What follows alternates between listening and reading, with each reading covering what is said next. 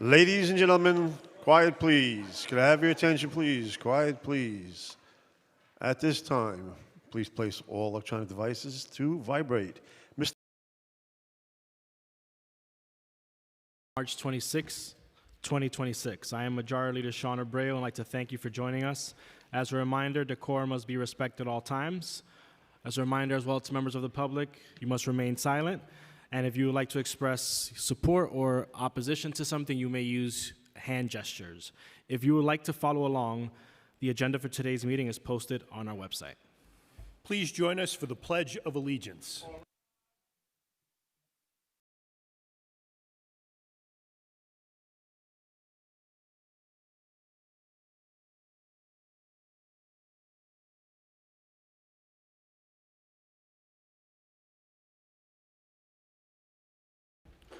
Roll call.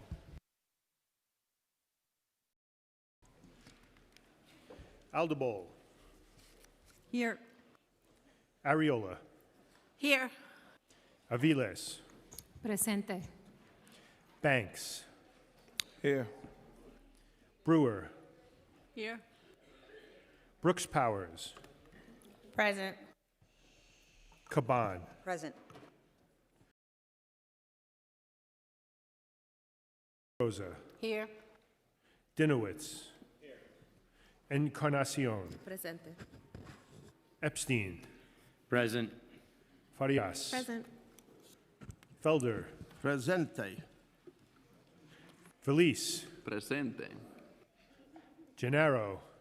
Here. Gutierrez. Here. Hanif. Here. Hankerson. Here. Hanks. Present. Hudson. Present. Joseph. Present. Krishnan. Here. Lee. Here. Lewis. Present. Maloney. Present. Marte. Present. Mealy. Present. Morano. Here. Narcisse. Please, no. Nurse. Present. Osei. I'm here. Palladino. Here. Wrestler. Here, and let's go Mets. Riley. That's right. President, let's go Yankees. What? Salam. Present. Justin Sanchez. Here. Pierina Sanchez. Santos Suoso. Here. Schulman. Here. Stevens. Here. Thomas Henry.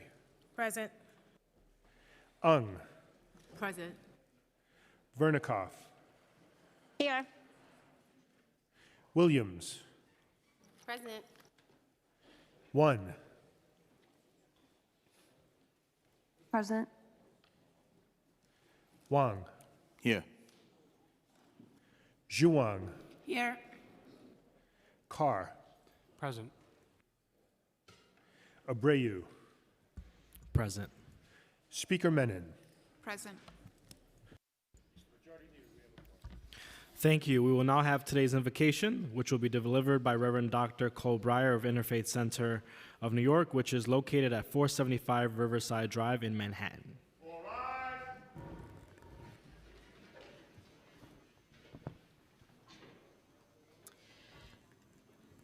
Dietrich Bonhoeffer was a theologian and a German pastor in the 1930s.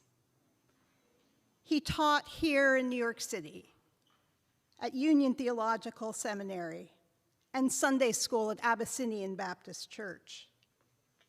He was here in New York when he made the fateful decision to return to Germany in 1938.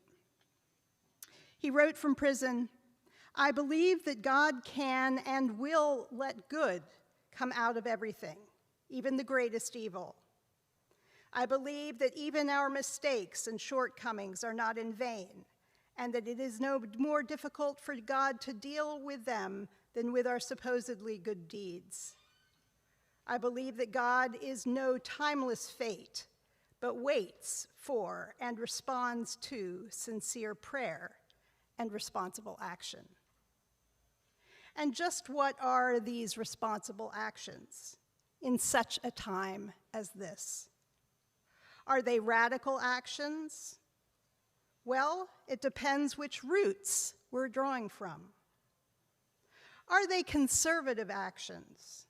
Well, what values are we working to preserve?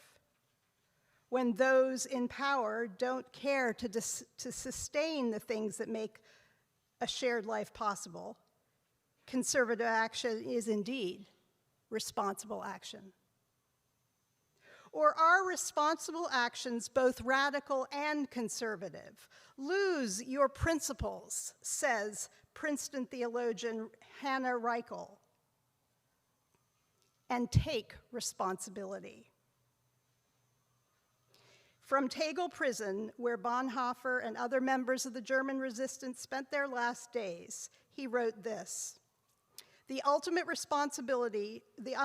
responsible question is not, how do I extricate myself heroically from a situation, but how is the coming generation to live?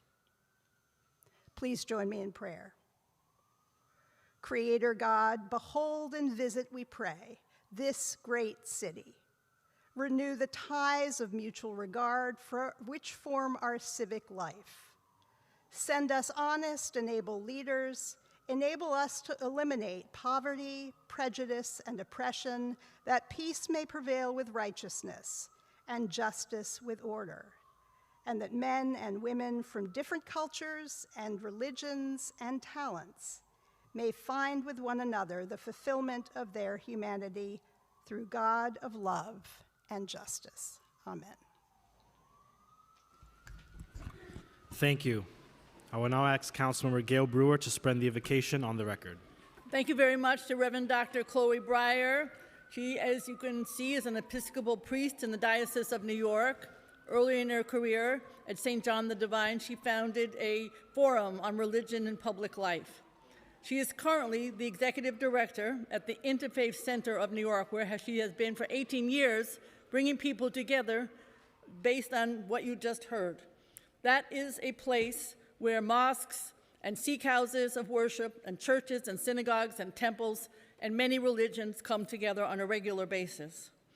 She, in her past, has gotten her PhD from Union Theological Seminary. She also got her master's from General Theological Seminary, and she got her undergrad at Harvard University. When she wrote her thesis, it was on the issue of fighting discrimination, making sure that Islamophobia was not something that should exist, and she talked about Christian peacemaking. She has, as was said, one award that she's gotten many, is a minister with a passion for social justice. She has written about immigration and social justice, I swear, an op-ed in the Daily News every single week for the last year. She is, as somebody said, someone you'd want as a friend. She's earnest, she's analytical, she's endowed with a sense of justice. As she said, the kingdom of the church, it's like the secular world, it's imperfect. And her task, which she is successful in, is to make a positive difference in whatever ways she can. And to that, every 5:30 Monday at Columbus Circle, she brings people of all different faiths together to talk and pray together about the challenges that we are all facing. I want to be clear, her son was an intern in my office, and her father was the Justice of the Supreme Court, Stephen Breyer. She's very, very special. Thank you very much. Thank you. We will now ask Councilmember Virginia Maloney for the adoption of minutes. I make a motion that the minutes of the stated meeting of March 10th, 2026 be adopted as printed. Messages and papers from the mayor. M53, mayoral appointment. Refer to rules.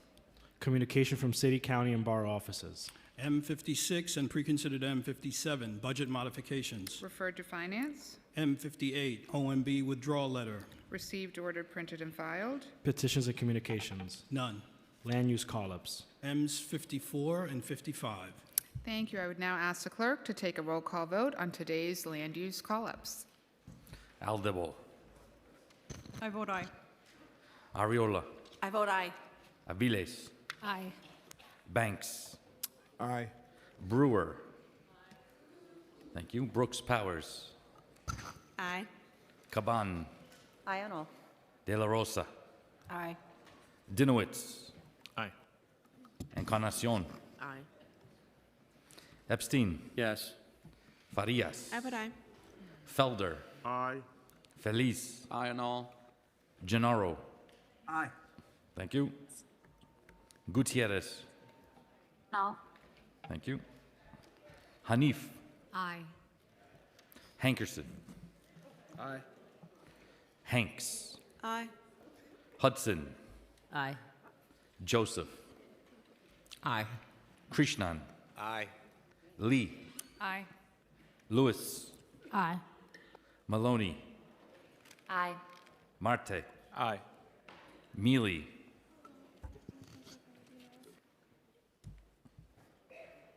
Aye. Thank you, Councilmember. Morano. Aye. Narcisse. Aye. Nurse. I vote aye. Thank you. Osei. Aye. Palladino. Aye. Ressler. Aye. Riley. Aye. Salam. Aye. Justin Sanchez. Aye. Farina Sanchez. Aye. Santos Suoso. Aye. Thank you. Schulman. Aye. Stevens. Aye. Thomas Henry. Aye. Ung. Aye. Vernikov. I vote aye. Thank you. Williams. I vote aye. 1. Aye. Thank you. Wang. I vote aye. Zhuang. Aye. Carr. Aye. Abreu. Aye. Speaker Menon. Aye.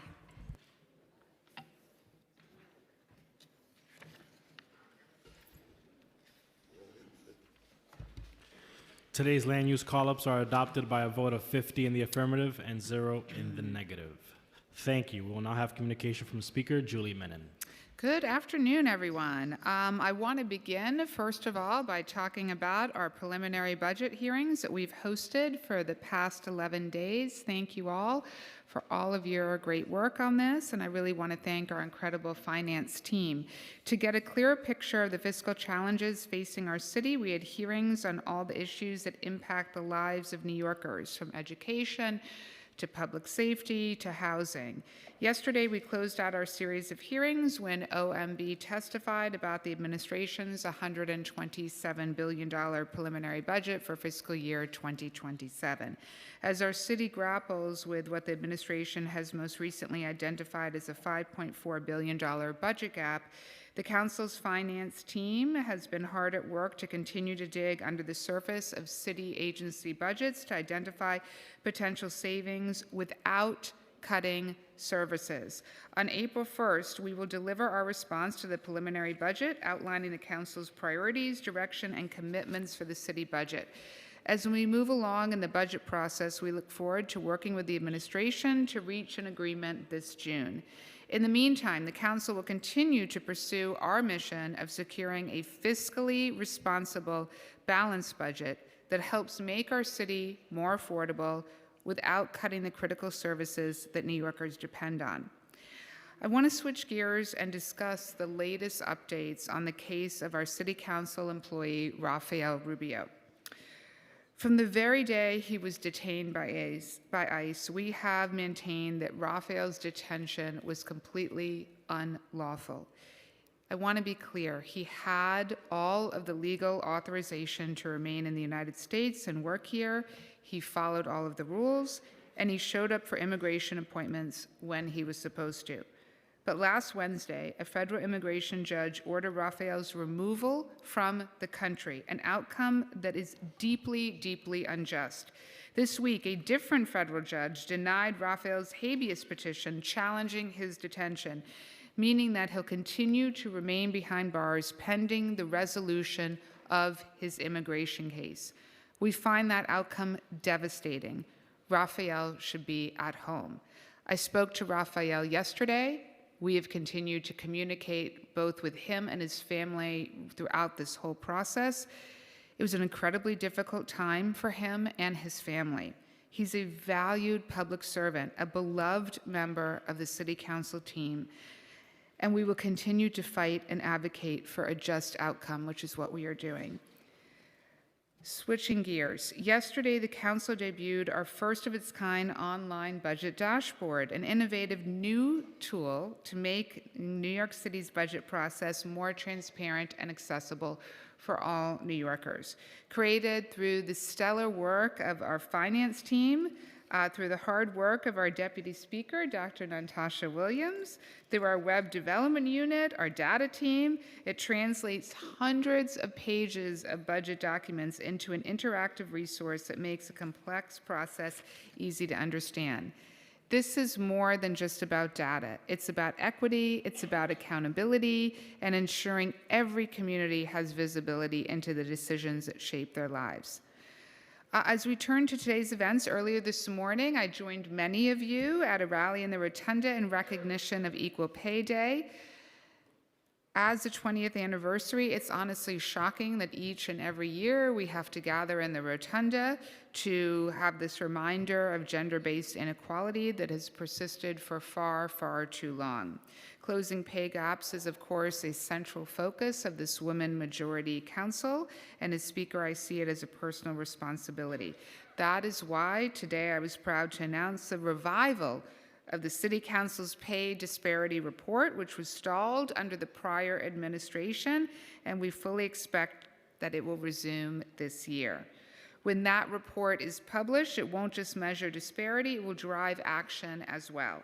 And when New York City gets this right, we set the standard for every employer throughout our state. Now, turning to more celebratory times, March 23rd was Pakistan Day, which commemorates the adoption of the Lahore Resolution that led to the formation of the nation of Pakistan. I join all Pakistani New Yorkers who celebrate this day of freedom and independence. Yesterday was Greek Independence Day, and we join our city's vibrant Greek communities in observance of this important celebration. Today is Bangladesh Independence Day, and the Council will be hosting a Bangladesh Independence Day celebration here in the Council chambers starting at 5 p.m., and we invite all New Yorkers to join us. To mark the end of Women's History Month, the Council will be hosting its annual Women's History Month celebration here in the People's House on Monday, March 31st. We hope all of you can join us for that occasion. Next Wednesday, our Jewish community will begin Passover celebrations. As families gather around the Seder table, we will recount the journey from slavery to salvation to all who celebrate the Festival of Freedom, Chag Sameach, and may you have a peaceful and meaningful holiday. Next week is also the start of Holy Week, the week leading up to Easter. For our Christian community, this is a time of reflection, of hope, and renewal. And to all of those observing, I wish you a peaceful week and a happy Easter. On Saturday, March 29th, the Council will kick off Participatory Budgeting Vote Week. This is very exciting. Through Sunday, April 6th, New Yorkers over the age of 11 can vote for their favorite proposals to be considered for city funding. I'm excited to see all of the projects that New Yorkers created to improve their local school, their local park, a library, or other public space. And thank you to all of our council staff who work so hard on participatory budgeting and every New Yorker who's engaged in this process. I encourage everyone to please vote during Participatory Budgeting Vote Week. Next, please join me in wishing a happy belated birthday to council members Chi Osei and Lincoln Ressler, and a happy early birthday to Deputy Speaker Dr. Natasha Williams. Aries, that's right. Okay, now we're going to move on to our stated agenda. First, we're going to vote on the following land use items. DEP, Newtown Creek CSO Tunnel, an application for site selection and acquisition approvals to facilitate the construction of stormwater infrastructure to improve water quality in the Newtown Creek watershed in the districts of Council Members Gutierrez, Ressler, Wan, and Wong. 20 Berry Street will facilitate the development of a 10-story office, retail, and light industrial building with over 10,000 square feet of publicly accessible open space in Councilmember Ressler's district. 1727 Amsterdam Hilltop Apartments, an application by HPD to facilitate the redevelopment of an underutilized, city-owned NYC H&H facility into a new 9-story mixed-use building with 200 supportive and affordable housing units and community facility space in Majority Leader Abreu's district. 1325 Avenue of the Americas text amendment, which will bring into compliance 2 existing open-air cafes and facilitate the addition of a new open-air cafe in the publicly accessible galleria of a building in Councilmember Maloney's district. Allen Street demapping will facilitate the Department of Parks and Recreation's management of a future concession and the reactivation of a shuttered restroom in Councilmember Marte's district. Site selection for a new approximately 754-seat primary and intermediate school in Councilmember Morano's district. And an application by Ladive for revocable consent to operate a sidewalk cafe in Councilmember Marte's district. The council will modify this application to limit the site plan to a maximum of 6 tables and 12 chairs. We'll also be voting on the following finance items. We have a pre-considered resolution sponsored by our finance chair, Councilmember Linda Lee, approving a revenue modification that recognized $3.1 billion in new city funds for fiscal year 2026. A pre-considered resolution, also sponsored by Councilmember Linda Lee, approving a revenue modification that recognized $3.1 billion in new city funds for fiscal year 2026. A pre-considered resolution sponsored by Councilmember Crystal Hudson would authorize an amendment to the district plan of the Fulton Street bid to change a method of assessment upon which the district charge is based. It would also set the date, time, and place for the public hearing of the local law authorizing a change in the method of assessment. Next, we will vote on the appointments of Midori Valdivia, appointed by the mayor to lead the New York City Taxi and Limousine Commission, and Wayne Hawley, appointed by the controller to the New York City Conflicts of Interest Board. Next, we will vote on the following resolutions.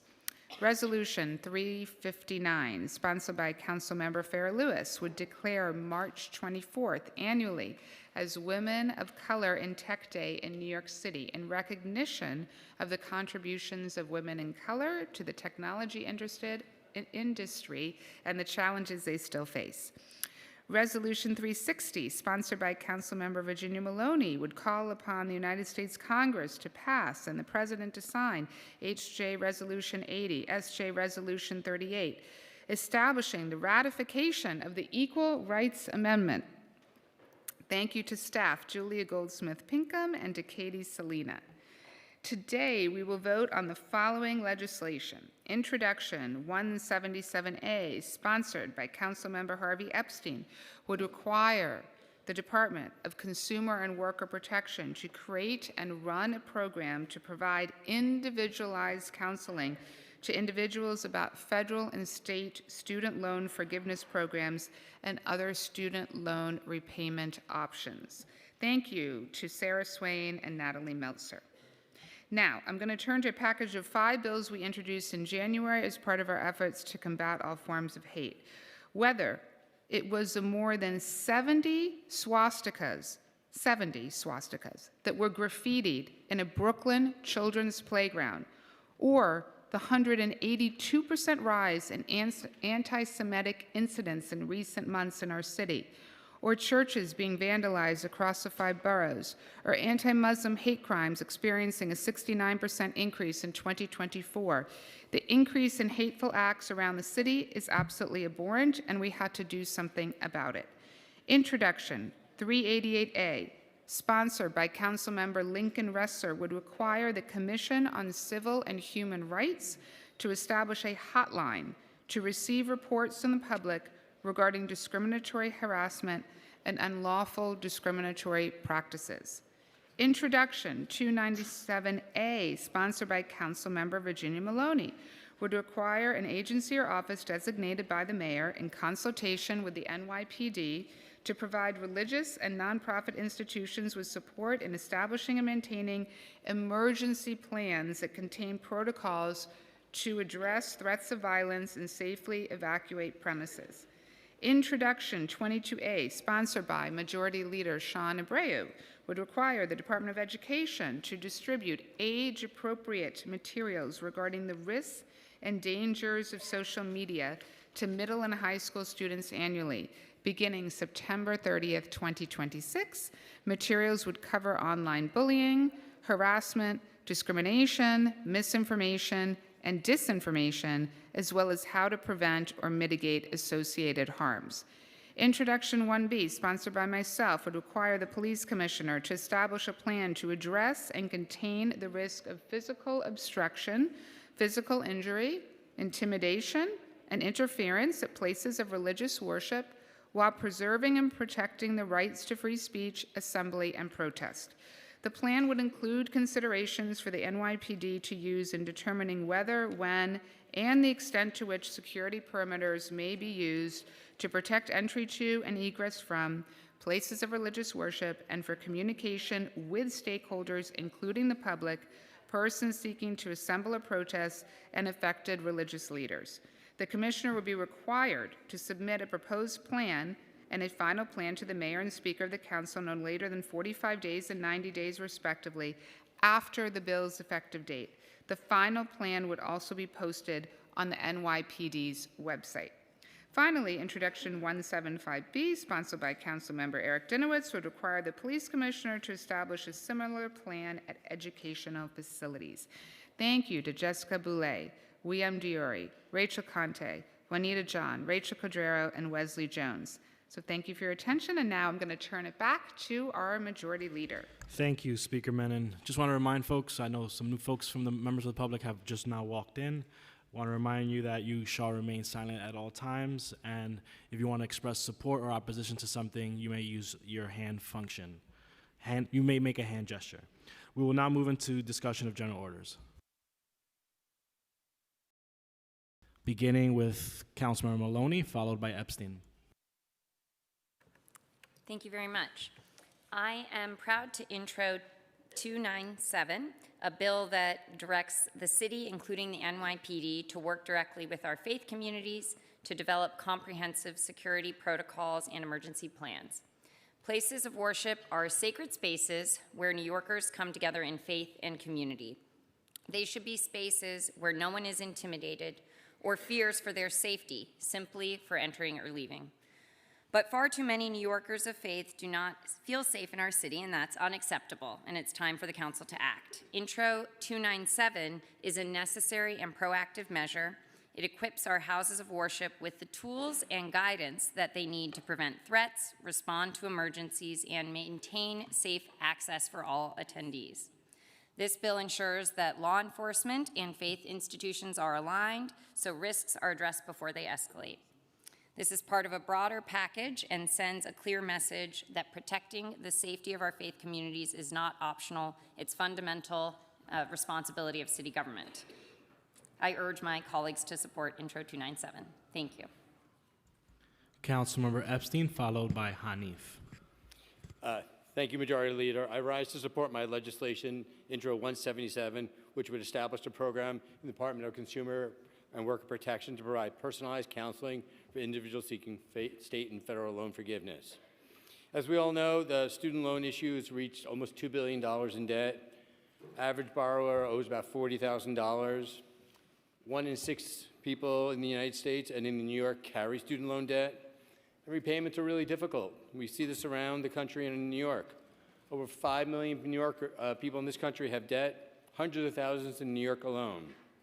And with crushing affordability issues, this debt and with the changes that the Trump administration has done, it's really important that we support those borrowers and what we can do today. We are serious about strengthening the economy, improving affordability. We must invest in tools to get people out of this burden. This bill is a practical step to do that. I want to thank the Speaker for her leadership and making sure this bill came to the floor. And then she knows the needs of people who borrow every day and the impact that it has on their lives. I want to thank my staff and the committee staff for all their work, and I encourage my colleagues to support this legislation. Thank you, Councilmember. Councilmember Dinowitz. Hanif is now changed to general discussion. Thank you, Majority Leader. I rise today in support of my Bill 175B, which would provide for safe access for our students as they enter their schools. And I'm a proud sponsor of all of the bills in this package. Dating back to my time in middle school, peer tutoring, then as a student teacher in high school, as a public school teacher, the education for our students is of paramount importance to me, as it is to so many of us in this body, to so many of us in this city. And we all here know that our schools, our educational institutions are not just about education. They are sacred spaces where students go for education, of course, but for mental health support, for food security, to find themselves, to find community, and so much more. And as I was in middle school and high school, and even as a young teacher, I never questioned the idea that our students would be going to school and they would be unsafe as they entered their school. But that is not the case now. There are too many instances, too many experiences of students being harassed, intimidated, physically obstructed from entering their own schools, so much so that they live in fear of going to school, that they take their courses online, that they transfer schools. That is not the New York we deserve. And so with 175B, we are asking for something simple. We are asking for transparency and accountability for our New York Police Department. To say that if you are going to set up perimeters, which they do from time to time, that we in New York City deserve to know what the plan is, and we deserve public input, which this plan provides for, and we deserve to know who we can contact to ensure that we are all being treated fairly and safely, which this bill provides for. And I'm so proud to sponsor this legislation, and I want to deeply thank the Speaker for her support of this legislation. Thank you, Majority Leader. Councilmember Hankerson. Thank you, Majority Leader. Good afternoon, colleagues. In 2020, after the horrific murders of George Floyd, Breonna Taylor, Ahmaud Arbery, and too many others, I led a protest with my church in the Southeast Queens community on Jamaica Avenue. We came there grieving, angry, and demanding justice. As the names of those killed at the hands of police were read aloud, some of the officers present were so moved that they knelt with us. And that moment drew national attention across the country. The Black church has always stood at the forefront of the fight for civil rights, which is why the First Amendment has always been paramount in our communities. It protects the right to gather peacefully, the right to worship, and the right to be seen and heard. I would not, let me repeat, would not support any bill that would have stopped the protests we held that day. I would not support any bill that silences peaceful protests or weakens people's right to assemble and speak. At the same time, there is also the right to live without fear. And for people, including children, parents, and staff, to enter and leave their houses of worship and their schools safely, we, as a people, must respect that right as well. We have seen before in this country that access and protest can both be protected at the same time. Think back to the Little Rock Nine, when it took protection of 11,000 soldiers so that Black children could walk into schools that had long been closed to them, despite the hostile crowds outside. As elected officials, our job is to protect people's constitutional rights and their safety. I do not believe these bills are meant to obstruct peaceful protests, but rather to require the NYPD to have a plan for select instances where safe passage is at risk. Let me be clear about my position. If that plan is ever used to eliminate sight and sound, limit speech, or burden lawful protests, I will be among the first to call for it to be changed. This city has to protect liberty, justice, and public safety for all. This is why I plan to vote yes on the combat hate bills. Thank you. Thank you, council members. Seeing no one else signed up to speak for general orders. Report of special committees. None. Report of standing committees.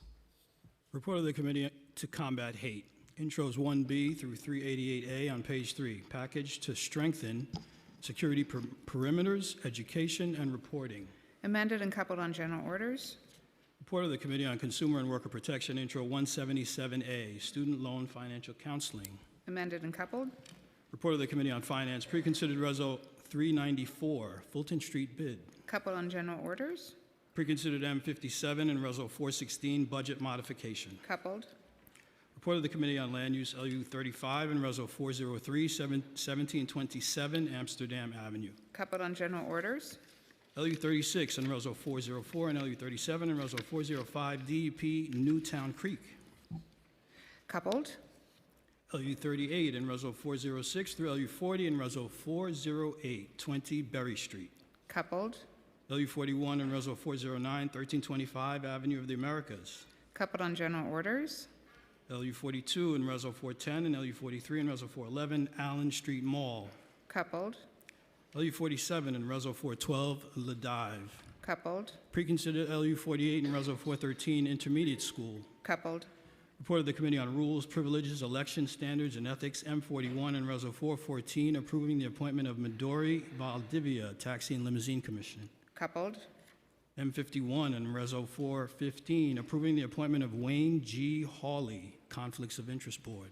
Coupled on general orders. I would now ask the clerk to take a roll vote on all of the items coupled on today's general orders calendar. Alvebol. Permission to explain my vote? Permission granted. I vote aye on all except 175B. Thank you, Chair and Speaker Menon. I'd like to take a moment to recognize and explain my decision to vote no on Intro 175B. The rise of anti-Semitism is a serious threat to all of our communities and my community in the East Bronx. I take it incredibly seriously. People of all backgrounds and faiths deserve to be able to worship in safety and peace. And as the council member for District 13, I have a duty to stand up for the safety of my constituents. I'm voting yes on Intro 1B because I believe that requiring NYPD to provide plans for security at houses of worship can help communities in the East Bronx that I represent feel safer and more secure while gathering. However, I have serious concerns regarding the extension of that legislation to educational facilities. Therefore, I am voting no on Intro 175B. I believe that this legislation has serious legal concerns and too many potential unintended consequences. The broad definition of educational facilities encompasses everything from child care centers to college campuses to union training halls, bringing in a wide range of potential complications.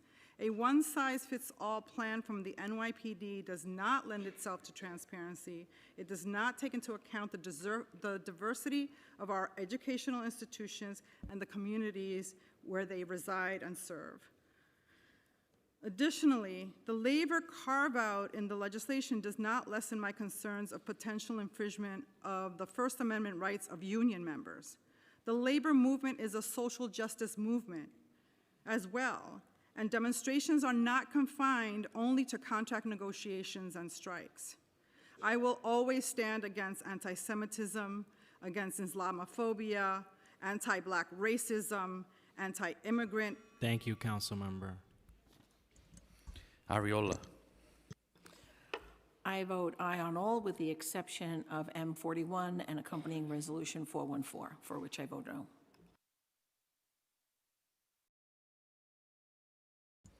Thank you. Aviles. Permission to explain my vote. Permission granted. Over the last decade, New York City has seen an overwhelming increase in hate violence. These acts of violence make life worse for everyone in our city. It harms victims and families, creating cycles of trauma. It makes communities afraid to worship freely, celebrate holidays, share beloved customs with their neighbors. It threatens the very foundation of the city we love, our diversity. We must fight hate with truly effective and evidence-based tools that reduce violence. The package before us does not do that. It relies on police interventions that have not decreased rates of hate violence. It ignores the mistrust of the NYPD within communities of color. It makes no effort to advance community-led interventions that actually protect New Yorkers' health and safety. New Yorkers deserve more than the status quo. They deserve more than a performative policy. This package does not address the root causes of hate. What it does is curb New Yorkers' right to free speech. I stand today with organizations like NYCLU, Legal Aid Society, PSC CUNY, UAW, and so many more that see the real chilling effects this package poses on our freedom of speech. We know that these incoherent bills are a message against dissent, in particular against pro-Palestinian voices. In a moment when free speech is under attack, when New York City should be protecting our rights, not curtailing them, I look forward to seriously working on ways to bring our communities together with evidence-based strategies. For these reasons, I vote no on 1B, Intro 175B, and Intro 388. Thank you.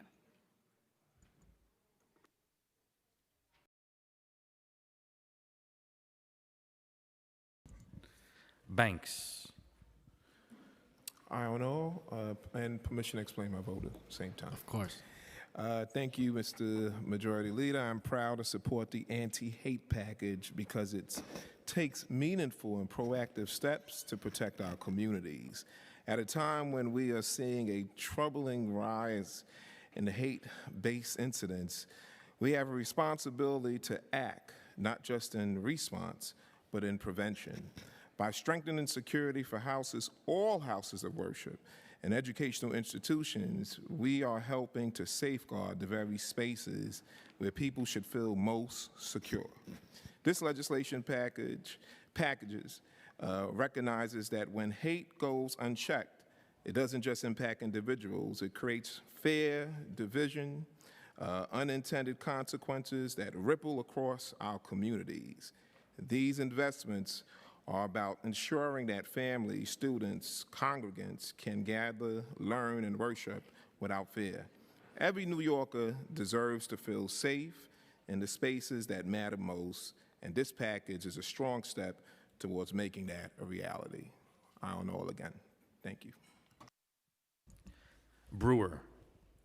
Yes on all, abstaining on 175B, just because it's an excellent beginning, but I think it's too broad. Thank you very much.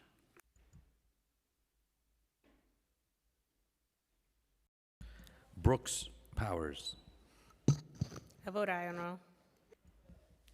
Caban. Permission to explain my vote. Permission granted.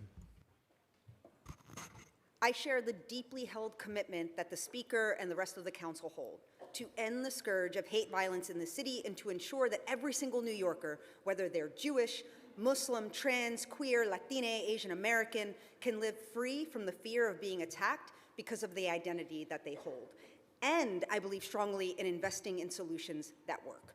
That's why I've worked closely with Jews for Racial and Economic Justice to support their NYC Against Hate proposal, which would invest $26 million in violence prevention and interruption, in relationship building and anti-bias trainings, among other vital initiatives. The data shows that these solutions work. The data and research also show which solutions have failed us, namely relying on the police to combat hate.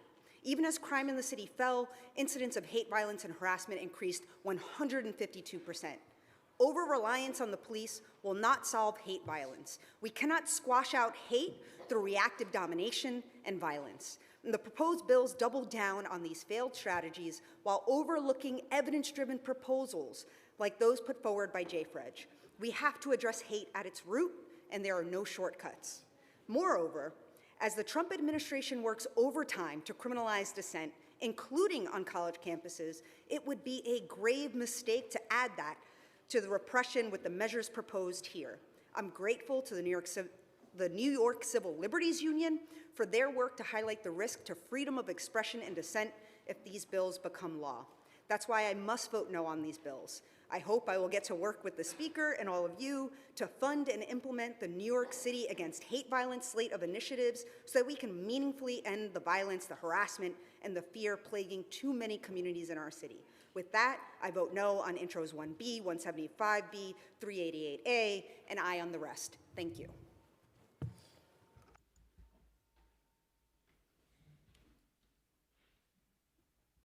De La Rosa.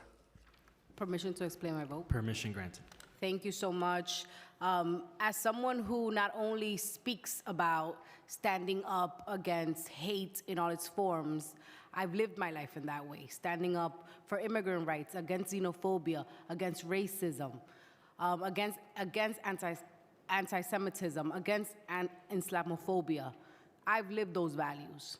And I firmly believe that this council must do more to keep New Yorkers safe. However, what I cannot support is turning away from the civil rights, especially in educational institutions. If we have learned anything from history, it is that the student movement has been at the root of societal change for generations. And I cannot support Intro 175B for that reason, because dissent, especially for the younger generation that will inherit this city, is important and it is healthy. And we must encourage them to continue to think critically and to develop their own values without fear of not being able to express them. And so I will vote yes on the bills in the package today in hopes, like my colleagues have said, that this conversation will continue, and I will be a no on 175B. Thank you.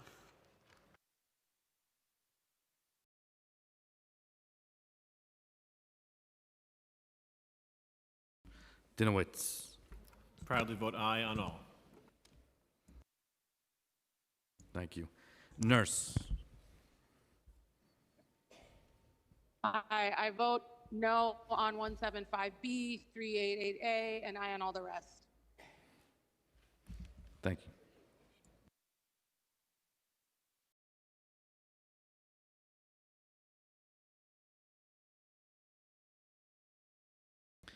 Encarnacion. I vote aye on all. Epstein. I wish to explain my vote. I'm voting aye except for 175B.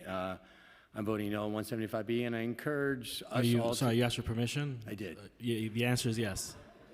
You didn't answer yes? I'm now saying yes. Oh, I very appreciate that. You want me to start over? You can start this time over again. I don't need it. 2 minutes.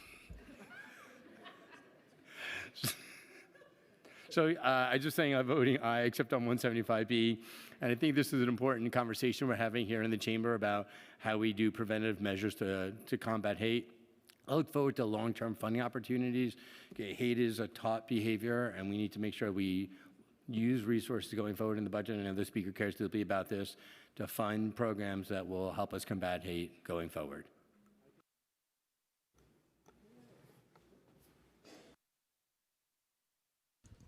Farias. I vote aye on all with the exception of 175B, in which I vote no.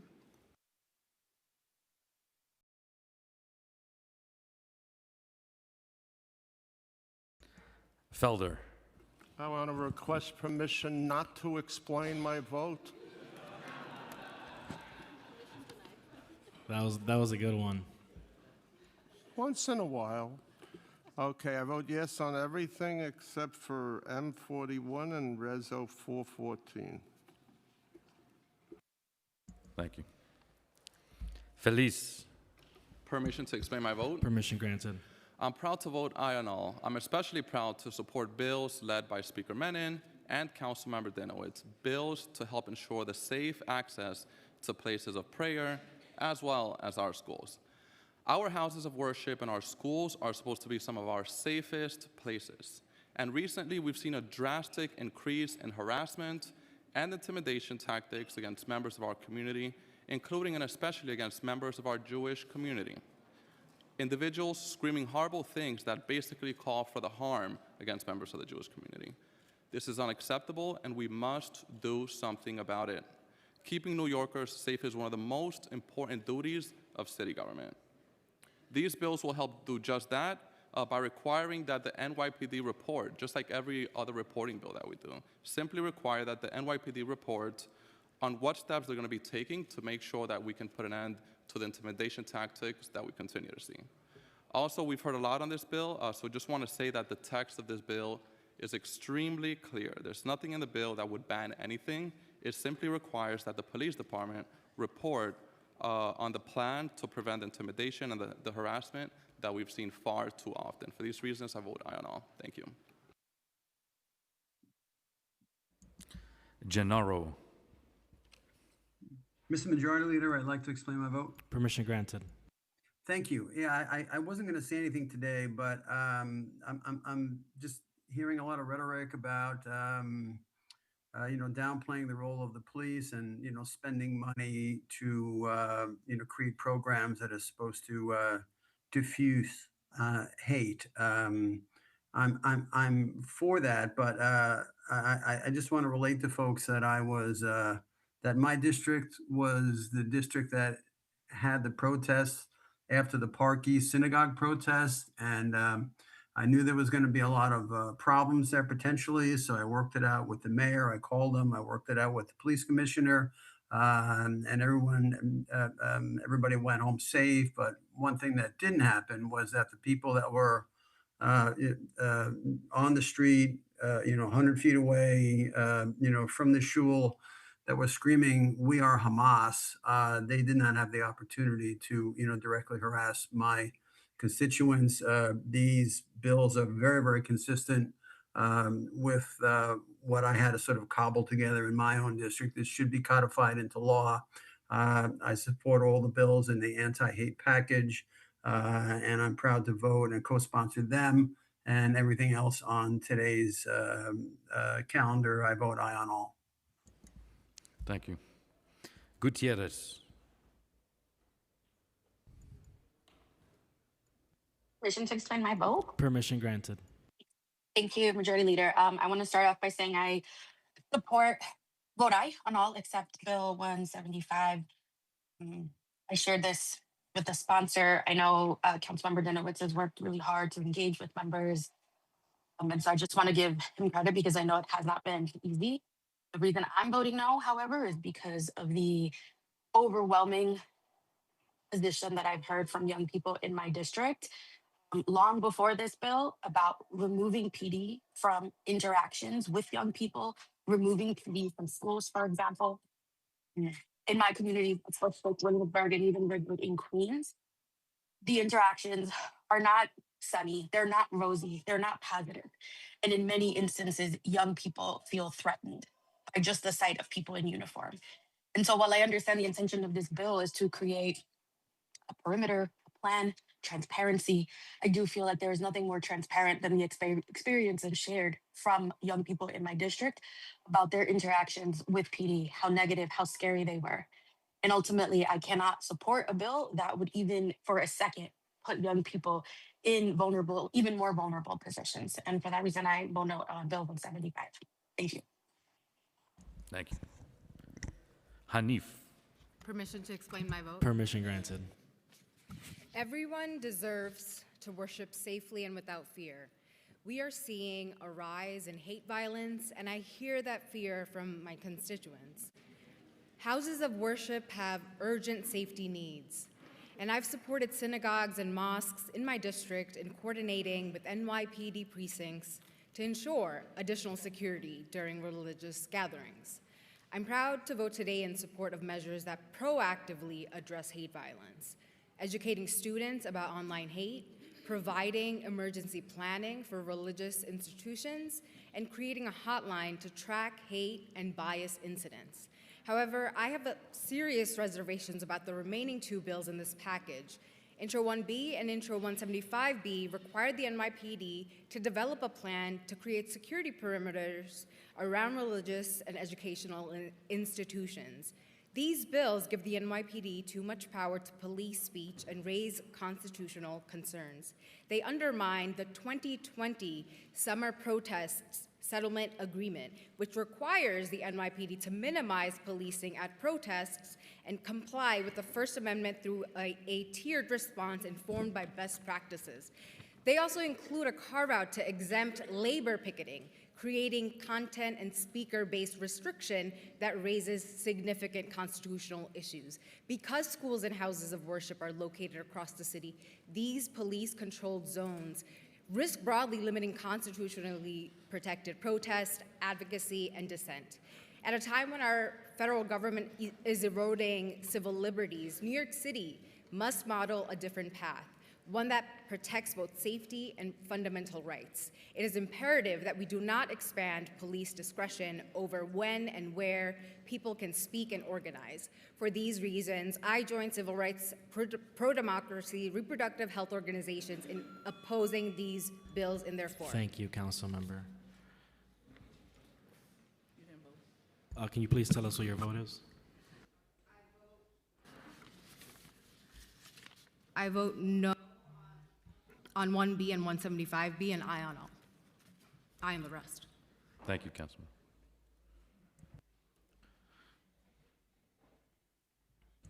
Hankerson. I vote aye on all. Hanks. Permission to explain my vote? Permission granted. Thank you, Mr. Majority Leader. Today I'm proudly voting aye on all, and I'd like to associate my comments with Councilmember Hankerson and Councilmember Banks. I stand with Speaker Menon and my colleagues who have bills on the floor today to combat hate. These bills have a simple purpose: to allow our neighbors to pray and to be educated without fear. So I vote aye on all. Thank you. And I encourage everyone to vote aye on these bills, very important bills. Hudson. I would like to be associated with the remarks of Councilmember Gutierrez, and I vote aye on all with the exception of Intro 175B. Thank you. Joseph. I vote aye on all except no for Intro 175B.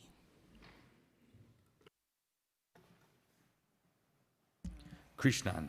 Mr. Majority Leader, I humbly request permission to explain my vote. Humbly granted.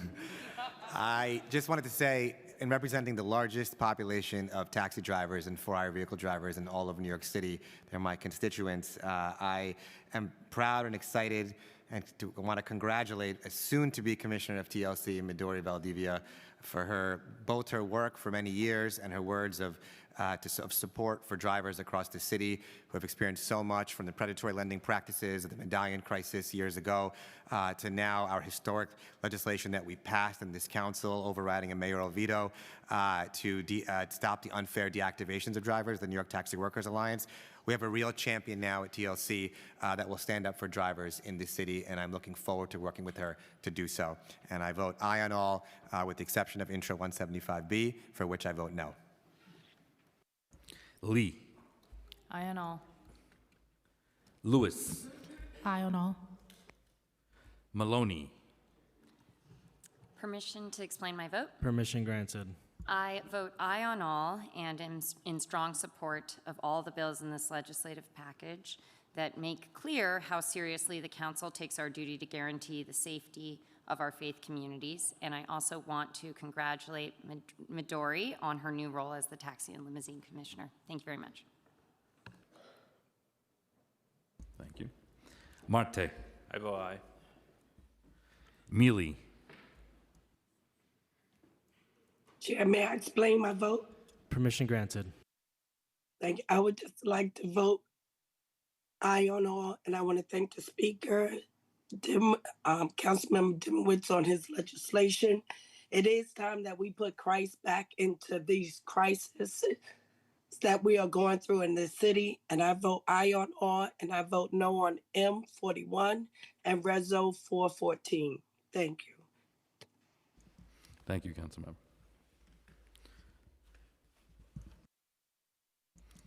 Morano. Permission to explain my vote? Permission granted. Thank you, Majority Leader. I rise to speak not on the issue that everybody's spoken about eloquently on both sides, but an issue very, very important to my constituents, which is the proposed school siting in my district, which is LU 48 with accompanying resolution. This is an issue that I have spent a great deal of time on, and one that has generated strong and sincere concerns from residents in the surrounding community. I've heard from neighbors about traffic, parking, flooding, and the strain on existing infrastructure. These aren't abstract concerns at all. They are real quality of life issues for the people who live there, and they deserve to be taken seriously. That's why I've made it a point to review the environmental materials carefully, to raise these issues directly with the School Construction Authority, and to make sure that the concerns being raised are on the record and part of this process. At the same time, I've also visited every single school in my district, and what I've seen is that overcrowding is out of control. It's not a hypothetical problem. It's happening right now. Classrooms are full, resources are stretched, and there's a clear need for additional capacity. So in many ways, it's not an easy vote. It's a balancing of two very real concerns: the impact on an existing community and the need to provide adequate school space for our children. And if there were a way to build a school with no traffic, no parking impact, and no disruption at all, I promise you I'd be the first one to sign up for that, but we're not quite there yet. After weighing all that, I do believe that moving forward with the school is the right decision, but I want to be very clear that support comes with an expectation, which is that the School Construction Authority and relevant agencies will continue to engage with the community to take steps to mitigate traffic and infrastructure impacts. This can't be the end of the conversation. I hope it's the beginning of a continued dialogue, and I want to take a moment to thank my colleagues for supporting this project and for helping deliver a much-needed new school for the families in my district. It truly makes a difference. So with that, I'll be voting aye on all items on today's calendar with the exception of M41 and Reso 414. Thank you. Narcisse. I vote aye. Osei. I vote aye on all with the exceptions of Intro 1B and Intro 175B, in which I am a no. Palladino. Aye on all with the exception of M41 and Reso 414. Wrestler. Permission to explain my vote. Permission granted. Thank you so much, Majority Leader. I vote aye on all with the exception of 175B. And I would never oppose a piece of legislation that I felt meaningfully prevented hate or anti-Semitism in particular from being mitigated or prevented in our city. But I'm particularly concerned about this bill's impact on protest on our college campuses. You know, we look to our young people to stand up, to challenge us, to push for a brighter and better and more equitable future for all of us. And I'm concerned that this legislation could undermine that. So I am voting no on 175B and aye on the rest of this package. And I'd also just like to take a moment to thank the Department of Environmental Protection for updating the Newtown Creek Long-Term Control Plan, which will reduce the CSO outflow, the combined sewage overflow outflow into Newtown Creek and the East River by 74%. That is a lot less poop in our waterways. And in particular, there will, as a result of the updates to this plan, be no poop going into the future Bushwick Inlet Park, which will one day be a magnificent poop. We're talking about poop. There will be no more poop going into the waterways surrounding Bushwick Inlet Park as a result of this plan.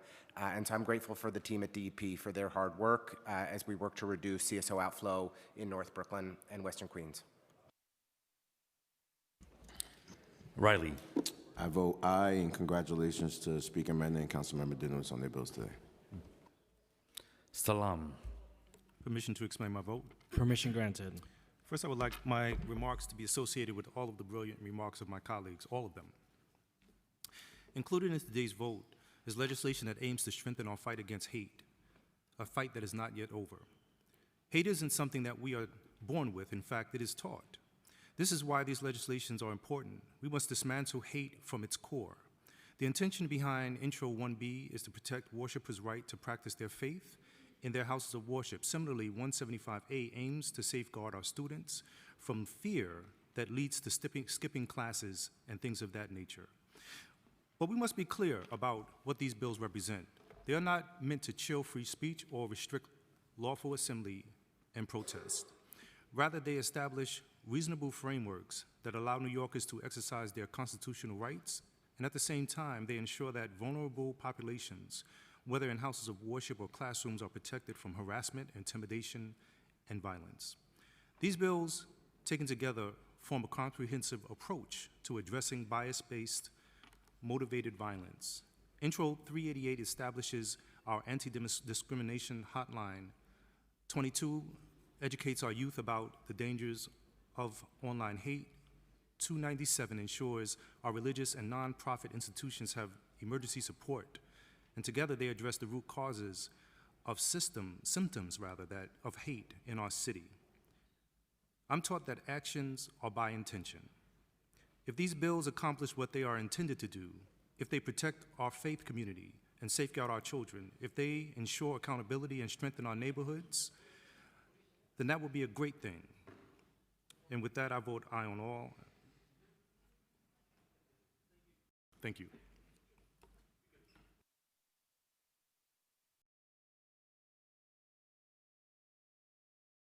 Thank you. Justin Sanchez. Aye on all with the exception of 175B. Thank you.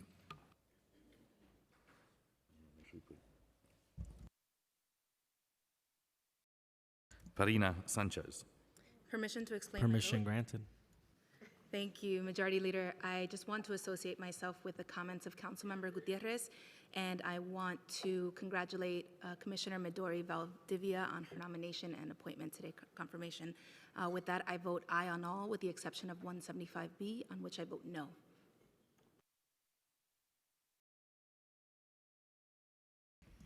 Santos Soso. I vote no on 1B and 175B, and aye on the remainder of today's bills. Thank you.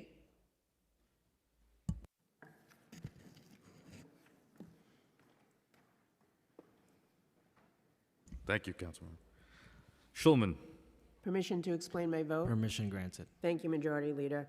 I want to associate myself with the comments of Councilmember Salam. I also want to say that today's combat hate package of bills take a comprehensive approach to confronting hate from every angle, strengthening hate crime reporting transparency, creating a bias reporting hotline, educating young people about the dangers of online hate, improving emergency planning, and enhancing security protections at schools and all houses of worship.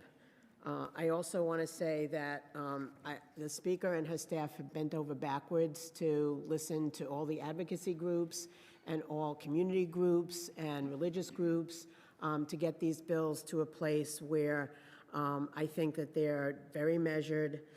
We are a city that fiercely protects the constitutional right to protest. That right is fundamental, but protest cannot become intimidation that interferes with someone's ability to safely worship.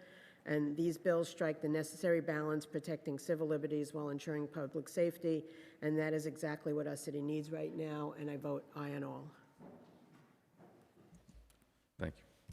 Stevens. Permission to explain my vote? Permission granted. Thank you. Although I know that my colleagues have great intentions with these bills, I have works that I would like to express. I stand here today on the shoulders of Black men and women who led transformative movements throughout our nation's history, like the abolitionist movements, the civil rights movement, Black Power movement, and ongoing movements like Black Lives Matter. And each of those movement protests were not only an act of resistance, but a powerful expression of hope and a call for our country to fully live up to its morals and democratic ideals. Throughout those movements, many leaders and communities faced profound challenges, including difficulties and sometimes painful interactions with institutions that were meant to protect and serve them. Those historical realities have shaped many of us, including myself, with our views with law enforcement. As a result, my relationship with the police complex is one that's rooted both in desire for safety and accountability and hopes of greater understanding, trust, and partnership moving forward. Today, we find ourselves at a critical point in history as we face what it feels like a hostile and deeply concerning shift in the federal government.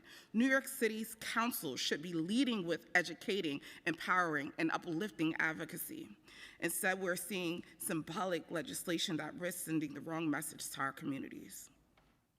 Again, I know my colleagues have intentions of protecting what they believe is right, but in every rally I stand at, I tell young people that it is their duty and responsibility to be a part of the solutions. So there's no way today that I can vote for Intro 175B with that intention. I abstain on 1B and Intro 388A, and although I believe in 388A, when they had their budget hearing, they explained that there's no way for them to put this in because they don't have the resources.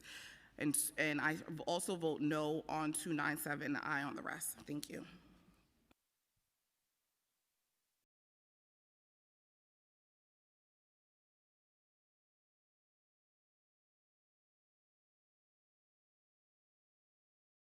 One moment.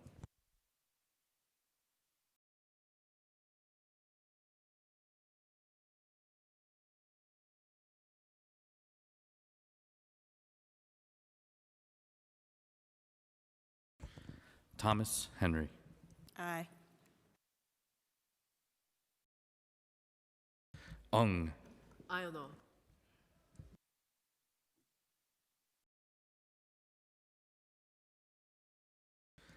Vernikov.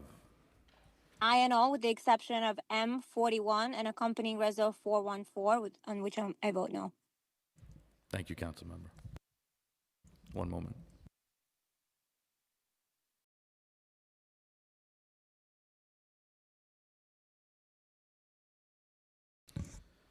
Councilmember De La Rosa.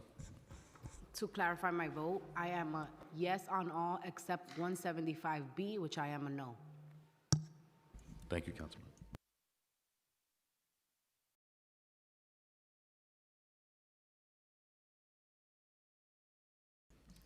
Williams. How about I know? Thank you. 1. Aye on all except for 175B. Thank you, Councilman. Wong. Aye on all. Thank you. One moment.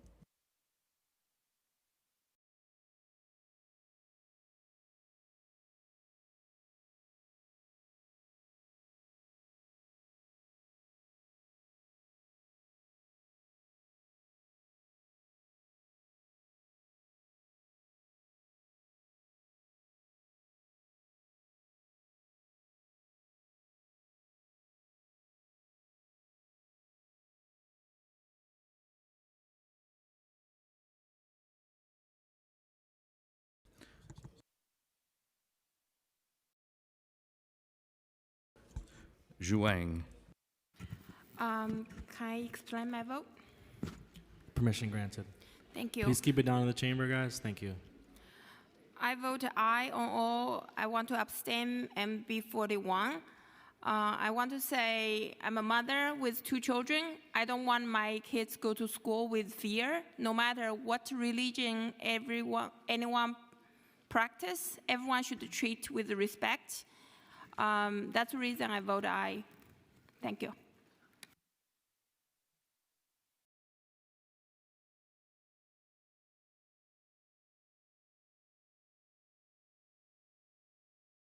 I abstain on M41.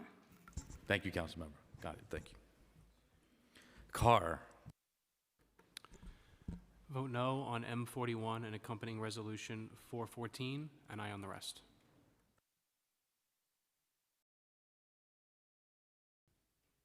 Thank you. Abreu. Aye. Speaker Menon. Aye.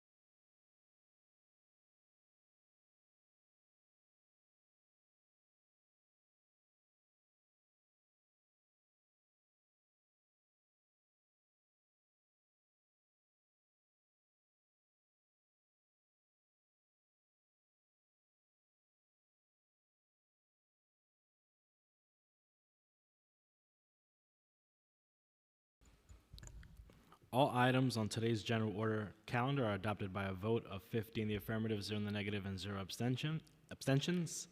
with the exception of Intro 175B, which was adopted by a vote of 30 in the affirmative, 19 in the negative, and 1 abstention, and M41 and Reso 414, which was adopted by a vote of 42 in the affirmative, 7 in the negative, and 1 abstention, and 1B, which was adopted by a vote of 44 in the affirmative, 5 in the negative, and 1 abstention, and Intro 388A, which was adopted by a vote of 46 in the affirmative, 3 in the negative, and 1 abstention, and Intro 297A, which was adopted by a vote of 49 in the affirmative, 1 in the negative, and 0 abstentions. Introduction and reading of bills. All bills have been referred to the committee as indicated on today's agenda. Thank you. We'll now move into discussion of resolutions, beginning with Councilmember Maloney, followed by Lewis. As a reminder, you only have 1 minute for resolutions. Thank you. Thank you. As we mark Women's History Month, we're reminded that progress is never automatic. It's driven by those determined to build a better world. Just a few hours ago, a member of this body rallied to demand equal pay for equal work in the City Hall Rotunda. And today I urge my colleagues in the City Council to affirm that equality under the law cannot wait. Resolution 360 has the City Council joining a growing national movement calling on Congress to recognize the ERA as ratified and acknowledging it as the 28th Amendment to the U.S. Constitution. Until it's formally recognized, women's rights will remain vulnerable, subject to interpretation, to political shifts and uncertainty. The ERA has been ratified by 38 states. It has met the constitutional threshold, and it deserves to be recognized. I urge our council to send a clear message to Congress to act now. Thank you. Councilmember Lewis. Thank you, Mr. Majority Leader, and good afternoon. Today we will vote on Reso 359, an important measure that recognizes both the contributions and challenges faced by women of color in technology. We are living in a defining moment. AI, automation, and emerging technologies are reshaping every aspect of our lives, our economy, our healthcare, our schools, our democracy. Yet, the women who are most positioned to lead are being systematically locked out. Women of color remain significantly underrepresented in one of the fastest growing industries in our economy. They face barriers at every stage, from education to hiring to advancement. This is a matter of equity and economic necessity. We cannot build a future without investing in the brilliance, talent, and potential of women of color. I want to thank Speaker Menon for advancing this resolution and urge my colleagues to vote yes on Reso 359. Seeing no one else signed up for discussion of resolutions, Councilmember Justin Sanchez? No? Okay.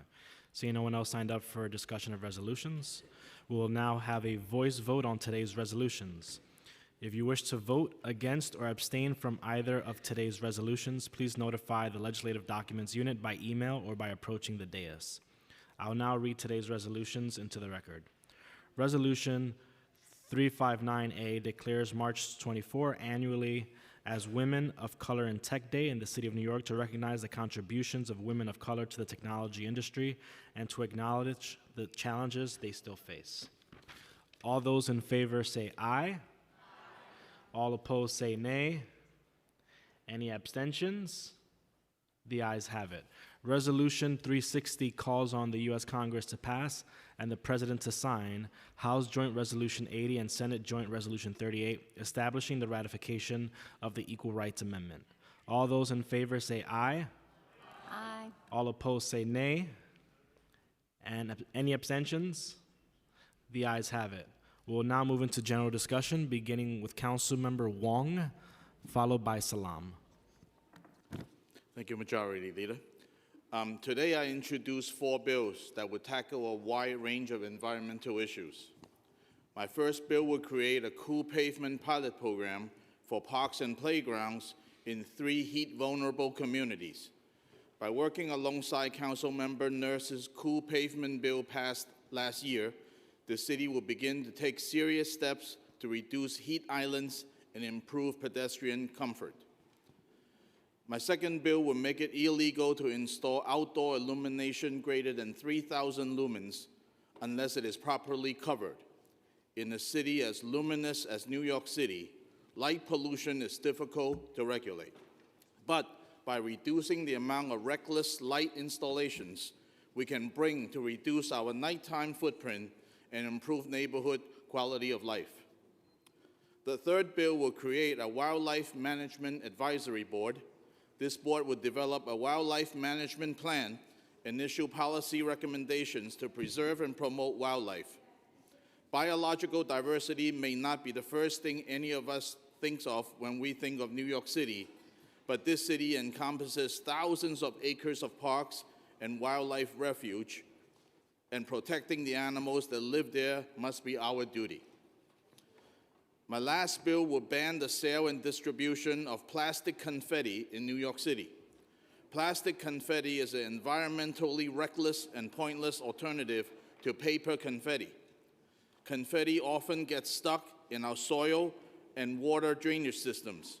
And while paper can decompose in months, plastics can take hundreds of years.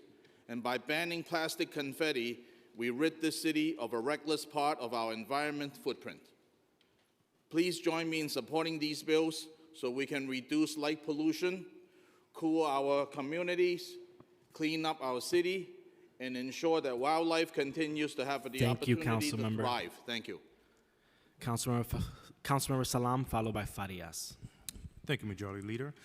Today I introduce Intro 799. I want to thank Majority Leader Abreu, Council Members Ressler and Ariola, and Councilmember Maloney for co-sponsoring this bill. Our city's infrastructure work is necessary and benefits all New Yorkers, but construction disrupts traffic for weeks or months. Small businesses on those blocks face reduced foot traffic and higher operational costs. This bill acknowledges that reality. It directs the Department of Small Business Services to provide loans for up to $50,000 per year at 3% interest, grants up to $15,000 per year, and directs assistance for signage, equipment, or permits. Businesses must show they will be significantly affected and have a plan to adapt.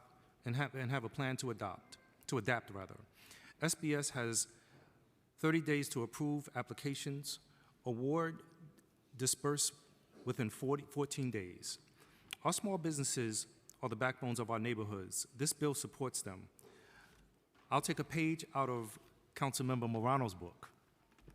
If a Republican from Queens and Democrats from Brooklyn and Manhattan can co-sponsor a bill to help small businesses, then it sends a message to the whole city council to get things done, no matter how polarized things may be at times. So I ask all of my colleagues to join us in co-sponsoring and passing this great legislation. Thank you. Thank you, Councilmember. Councilmember Farias, followed by Epstein. Thank you. Today I'm introducing two resolutions and I'm asking support from my colleagues, Resolution 392 and Reso 393. Police officer and detective Didaral Islam was a proud member of my district, community, and the 47th precinct in the NYPD. While working at the department-approved security job in Manhattan, he was murdered, taken from us in the largest shooting in New York City since the year 2000. He leaves behind a community that loved him deeply, his neighbors, his friends, and his family, 3 children, and his wife. He served with heart, and his loss has left a profound void, not only within the NYPD, but also in Parkchester and within the Bangladeshi community he proudly called home. Detective Islam, like many others, first wanted to become a police officer and worked as a school safety agent before meeting the requirements to join the NYPD, demonstrating that this is a viable pathway into a career in law enforcement. So as we recognize his service, we also have a responsibility to act.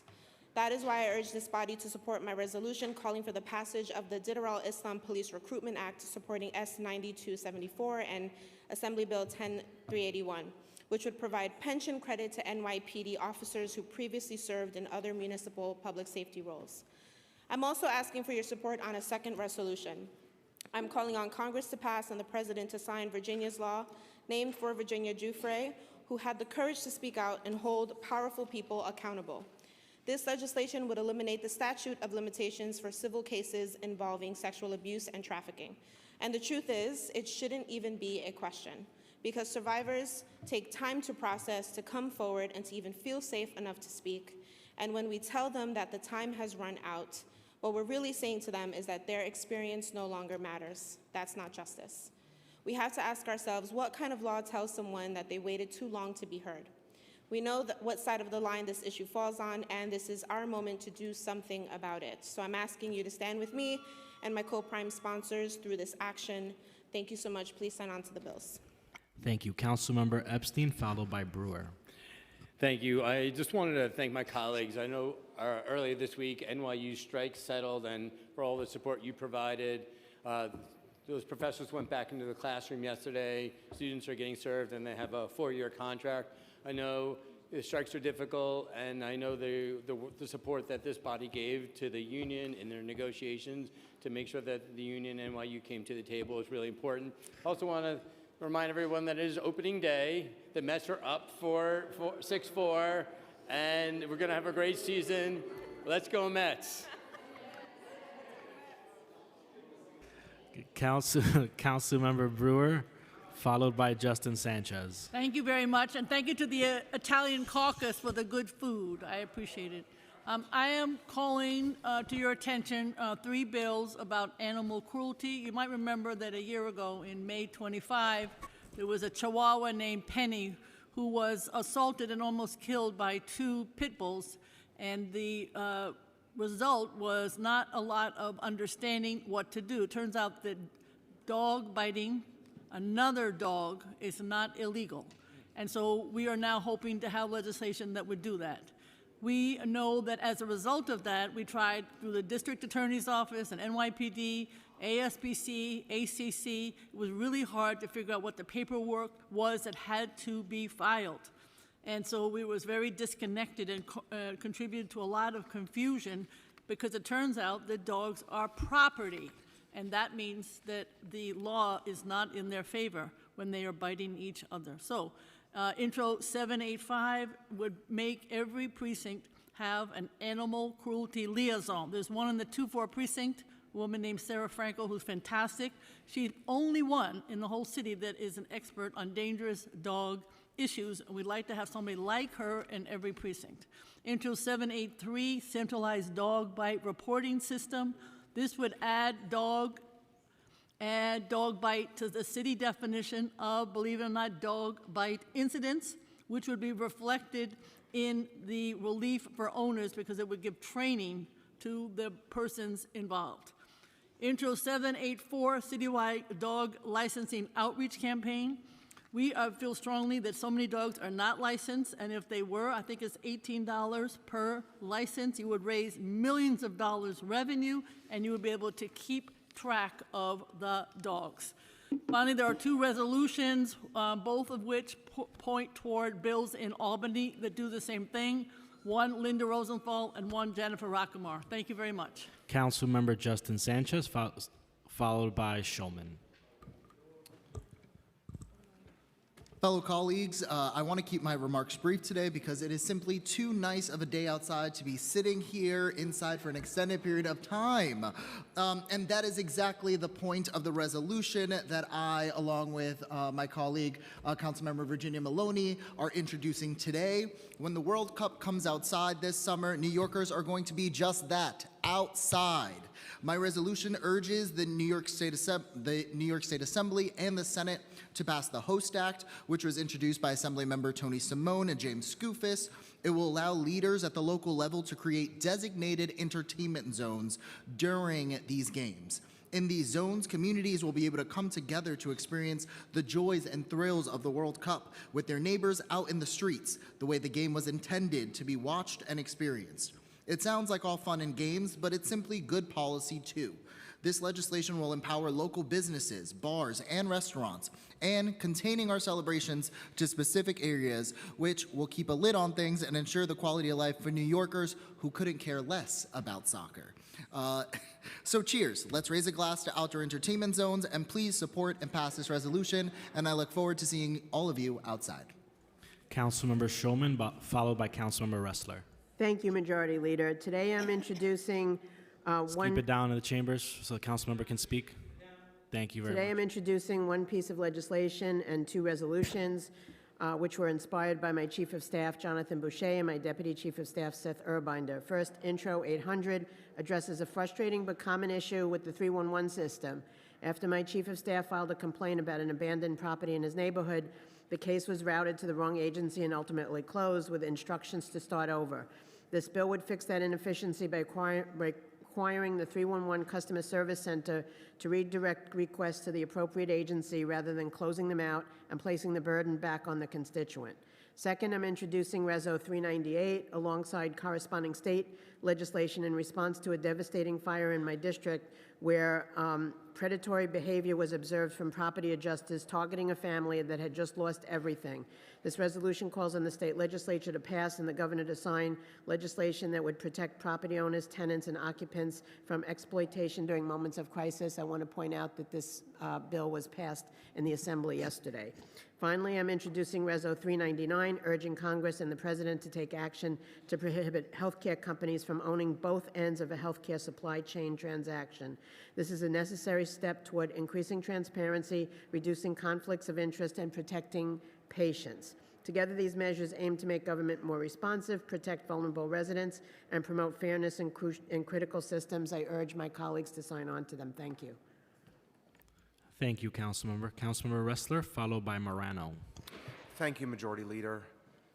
6 days ago, on a beautiful afternoon just like this one, Timothy England, a 16-year-old kid from Williamsburg, snuck behind a park's fence and climbed up a Coast Guard tower and tragically fell to his death. This has been an incredibly painful week for the England family, Timothy's parents and sister, for his friends at Manhattan Village Academy and in the Williamsburg community, and for all of us. Speaking to his family was incredibly painful, and my heart just breaks that this young man of such extraordinary promise, an athlete, an intellect, has been taken from us far too soon. We've been working with the Parks Department to reinforce this fence. I've been in touch with the commander of the Coast Guard for the New York area to redesign the base of this tower to ensure that no more kids will be climbing up it.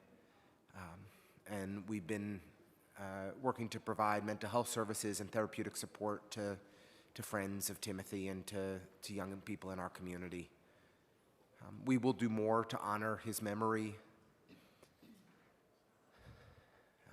but I just wanted to ask for everyone to take a moment of silence in honor of Timothy. Thank you so much. Thank you, Councilmember. Councilmember Morano, followed by Joanne. Thank you. Thank you, Majority Leader. Before we wrap up, I want to take a moment on a much lighter note, because today is a special day. It is, as Councilmember Epstein pointed out, opening day for the New York Metropolitans. And yes, as a longtime and long-suffering Met fan, I say that with equal parts hope and emotional caution. Now, I'm introducing 4 great pieces of legislation today, and it hardly seems fair to single any one out. I hope all of you and the public will take a close look at all of them. But right now, as we sit here in this chamber, the Mets home opener is underway. Mets are leading 6-4, thankfully. First pitch was at 1:15 this afternoon, and like many New Yorkers, I think a lot of us wish that we were watching it. Because baseball is more than just a game. It's really a connection. It's something families share, parents and kids, grandparents and grandchildren. It's where young people learn teamwork, discipline, focus, strategy, and yes, sportsmanship. You learn how to win, but more importantly, you learn how to lose and keep coming back. And if you're a Met fan, you get a lot of practice with that. Baseball has changed. We've got the DH, pitch clocks, ghost runners, but even as the game evolves, something deeper remains untouched. As that great speech by James Earl Jones in Field of Dreams reminds us, the one constant through all the years has been baseball. It's timeless. It doesn't belong to a clock. It belongs to memory, to tradition, to those perfect afternoons where time seems to stand still. And here in New York, this isn't just America's pastime, it's our pastime. From the Polo Grounds to Ebbets Field, from Shea to Citi Field, and some ballpark in the Bronx as well. Baseball is woven into the fabric of this city. Like Cardinal Dolan wrote a few years ago, there's something almost sacred about it. The rituals, the patience, the hope. Because no matter how bad things look, there's always the next inning. And maybe that's why it matters so much that we do everything we can as a city to keep this game alive for the next generation. Because the fans are getting older, but the magic doesn't have to. Councilmember Brooks, sorry, my apologies, Zhuang, followed by Brooks Powers. Thank you. I joined with my colleague, Councilmember Morano, in supporting co-sponsor Intro 793 to report on and assist the employers with New York State Security Choice Saving Program. Currently, we all have experience. We don't know where's our saving plan for retirees, and what we're gonna do when we retire. And from the research, 60% of New York older adults have no retirement savings, which is a crisis for all of us. Expecting a busy working person to manually save on a regular basis is setting them up for failure. The New York State Security Choice Saving Program gives New Yorkers the option to save their money, automatically withdraw from each paycheck, and put it into a Roth IRA. It's extremely simple for employers, require nothing from them except offering the program to employees. They don't have to do matching contribution. They don't have to worry about changing tax withhold, because Roth IRAs with after-tax money, the employees only need to sign up, and then saving will build up automatically. Everyone who does not have an employer-sponsored plan could know about this opportunity and be encouraged to sign up. I urge my colleagues to support this bill and help everyone to prepare for their golden age. Thank you. Councilmember Brooks Powers, followed by Hanif, and then Marte. Thank you and good afternoon. Today I am introducing two pieces of legislation. First, my bill, Intro 787, on targeted traffic enforcement, requires the NYPD to report on a quarterly basis where and how it is deploying enforcement resources, including enforcement specifically targeting e-bike riders. This comes at an important moment. The administration has announced it will end criminal enforcement for low-level e-bike and cyclist violations. That is a significant policy shift, but without data, we cannot measure its impact or ensure it is being implemented fairly. This legislation ensures we are tracking enforcement patterns, understanding how decisions are made, and maintaining accountability through publicly available data. Second, I am introducing Intro 786 to strengthen ballot access for individuals in the Department of Correction custody. Each year, ballots submitted by incarcerated individuals are rejected due to correctable errors. Yet many voters never receive the information or support needed to fix those issues in time. This bill requires the Department of Correction, in coordination with the Board of Elections, to establish a clear process for delivering cure notices, assisting voters in completing corrections, and returning those materials within required deadlines. It also mandates annual reporting to track outcomes. Voting is a fundamental right, and we have an obligation to ensure that eligible voters, regardless of incarceration status, have a fair opportunity to participate. I urge my colleagues to sponsor these two bills. Thank you. Thank you, Councilmember. Councilmember Hanif, and last we have Marte. Two more to go. Thank you, Majority Leader. Today we convened an Islamophobia roundtable here at City Hall, bringing together advocates, community members, and leaders to speak candidly about the realities Muslim New Yorkers are facing. What we heard was clear. At a time of rising bias and polarization, anti-Muslim rhetoric is increasing, and it's translating into real harm. Growing up in New York City in the years after 9/11, I experienced firsthand what it meant to be Muslim in a moment defined by fear, suspicion, and discrimination. I was just 10 years old. That reality continues to shape my work today. I never imagined that I would become the first Muslim woman elected to this council, But that progress reflects generations of organizing. And it also carries responsibility to serve, protect, and ensure no one else grows up feeling that same fear. Just after today's roundtable, Councilmember Avilés, Mahmoud Khalil, and I were harassed outside 250 Broadway. An individual shouted Islamophobic slurs, spit at us, and chased our guest toward the City Hall, our train, before he was able to get in a cab safely. It was frightening and dehumanizing, and it underscores that the rise in hate is real. But in that moment, community members of different ages and faiths banded together to help ensure our guests' safety.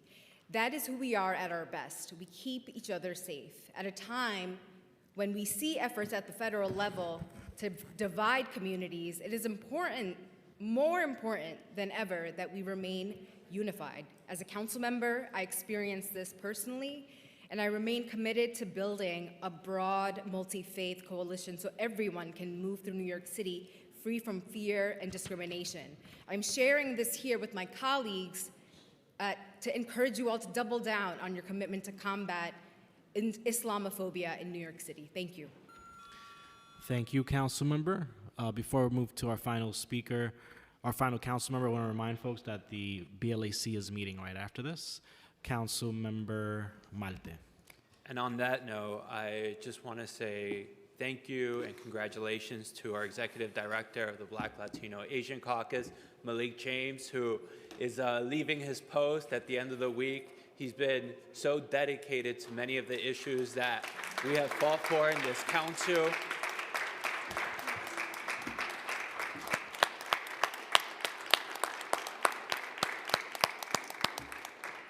We all know how hard it is to get 2 council members in the same room. Imagine trying to organize more than 30, and that's what he's been able to do for 2 years. But more importantly, really pass the legislation that we care about and the budget initiatives across the finish line. So Malik, thank you and good luck to your future endeavors.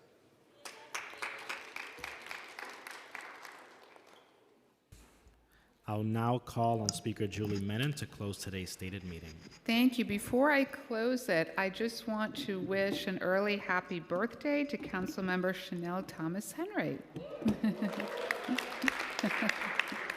And thank you. The stated meeting of March 26, 2026 is hereby adjourned.